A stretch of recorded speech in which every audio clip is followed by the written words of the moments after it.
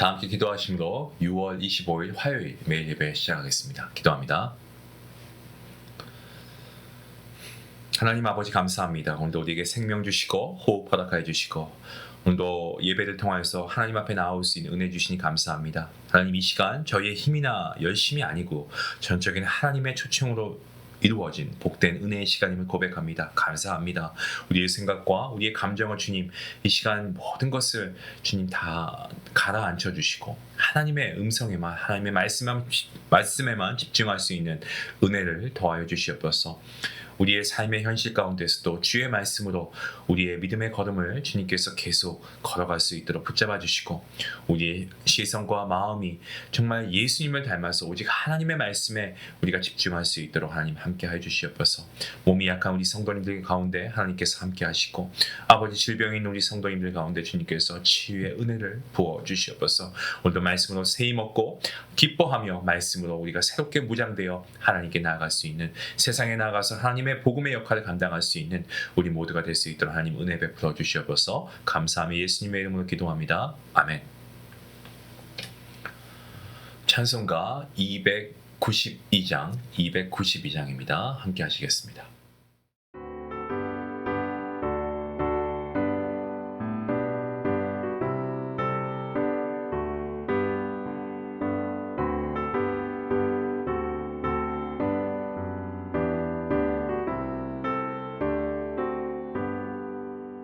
주 없이 살 수 없네 죄인의 구주여 그 귀한 몸의 피로 날 구속하소서 구주의 사랑으로 흘리신 보혈이 내 소망 나의 위로 내 영광 됩니다. 주 없이 살 수 없네 나 혼자 못서리 힘없고 부족하며 지혜도 없도다 내 주는 나의 생명 또 나의 힘이라 주님을 의지하여 지혜를 얻으리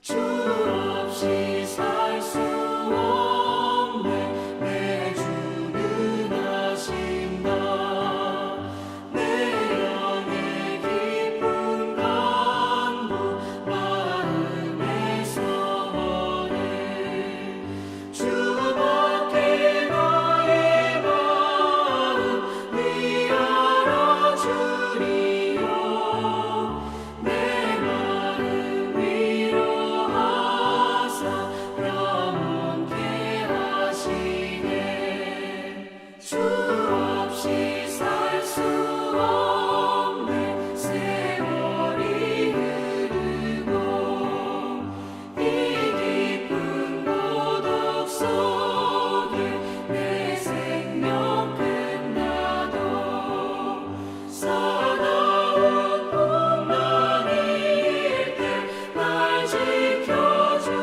지켜주시니 내 곁에 계신 주님 늘 힘이 됩니다. 아멘.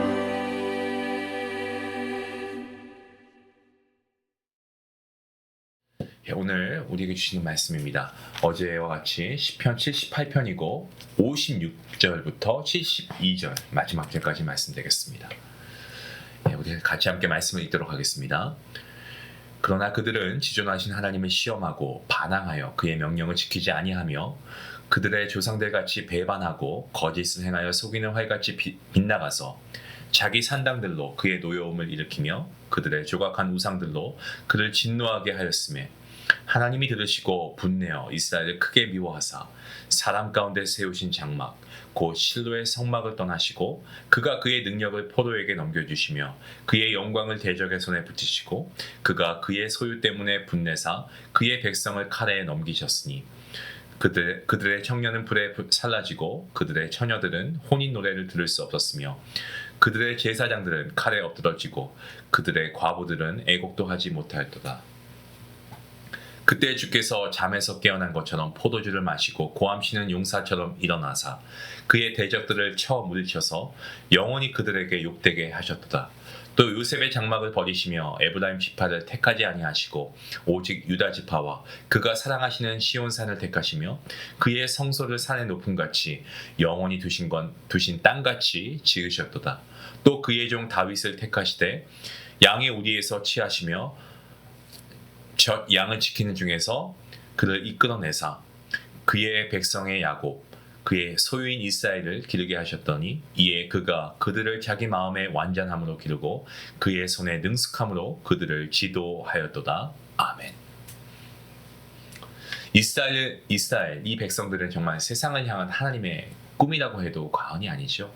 하나님께서는 아브라함을 부르시고 그리고 그의 후손을 통해서 하나님의 뜻을 열방 가운데 드러내시기 위해서 하나님께서 귀한 일들을 이루어하셨습니다. 그들은 하나님의 언약 안에서 선택받은 민족으로 가나안이라고 하는 약속의 땅을 유업으로 받았습니다. 그 땅은 어떻습니까? 단순한 삶의 터전이 아니었습니다. 하나님의 임재하심과 하나님의 통치하심과 다스림을 나타내는 영적 상징이었죠. 하지만 이스라엘 백성들 그 거룩한 땅에 들어간 후에도 하나님께 불순종합니다. 하나님을 시험하고요.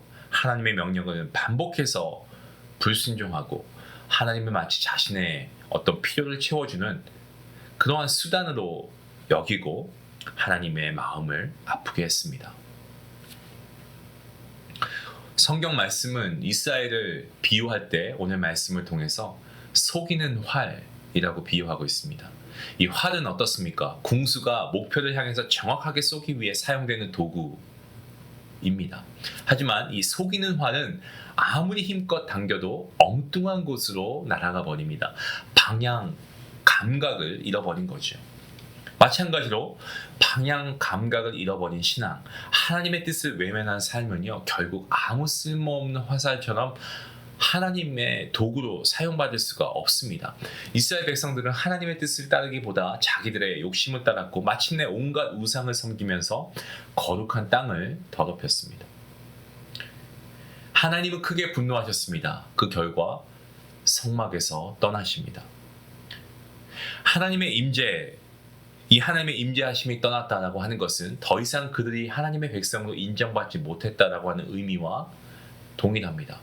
언약의 상징이었던 언약궤, 이 언약궤마저도 원수의 손에 넘어갔고 이스라엘 백성들 그야말로 철저하게 무너집니다.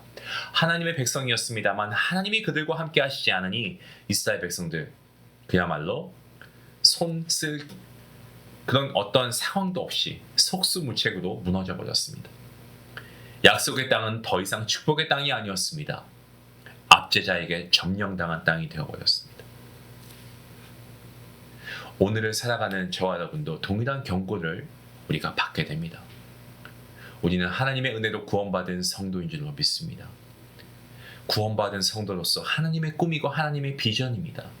하나님의 손에 들린 활과도 같습니다. 그렇다면 우리가 날마다 하나님의 뜻을 따르고 순종하는 삶을 살아야 함이 마땅합니다. 말씀을 통하여서 우리가 우리의 방향을 점검하고요. 정말 나 자신이 정말 하나님께 쓰임받는 도구인가 아니면 그렇지 아니한가 우리가 돌아보아야 합니다. 예배 분명히 드려야죠. 하지만 예배를 드리는 가운데서도 정말 예배를 드리고 있지만 내 마음은 세상에 가 있지는 않는가. 입술로 우리가 주님을 찬양하고 있지만 실제 나의 삶은 하나님의 말씀과 먼 전혀 상관없는 삶을 살아가고 있다면 이것은 속이는 활과 다르지 않습니다.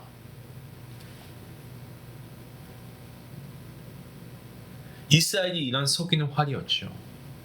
하지만 이런 이스라엘의 배은망덕에도 불구하고 하나님께서는 그들을 완전히 포기하지 않으십니다. 오히려 그들의 비참한 상황 가운데 다시 회복의 역사를 시작하고 계십니다. 하나님은 유다 지파를 택하십니다. 그리고 시온산을 그의 성소로, 하나님의 성소로 삼으십니다. 이것은 회복의 중심이 되는 하나님의 아주 주도적인 주권이고 선택입니다. 하나님께서는 새로운 시작을 위한 자리를 준비하시고 그 땅에서 하나님의 나라 다시 세우고 계십니다. 그리고 하나님께서는 양떼를 돌보던 목동 다윗을 부르시고, 다윗은 택함 받은 왕이자 하나님의 마음에 합한 자였죠. 그는 온전히 마음과 그리고 올바르고 슬기로운 손으로 백성을 이끌고 이스라엘 역사의 새로운 장을 열지 않습니까? 다윗의 통치는 단순한 정치적인 업적도 있었지만 그것을 뛰어넘어서 하나님의 뜻을 이 하나님의 백성 가운데 이루어낸 리더십이 있었습니다. 그리고 이 다윗의 후손으로 오신 분이 바로 주 예수 그리스도이십니다. 하나님께서는 다윗의 계보를 통해서 온 인류를 위한 이 구원의, 이 구속의 문을 여셨습니다.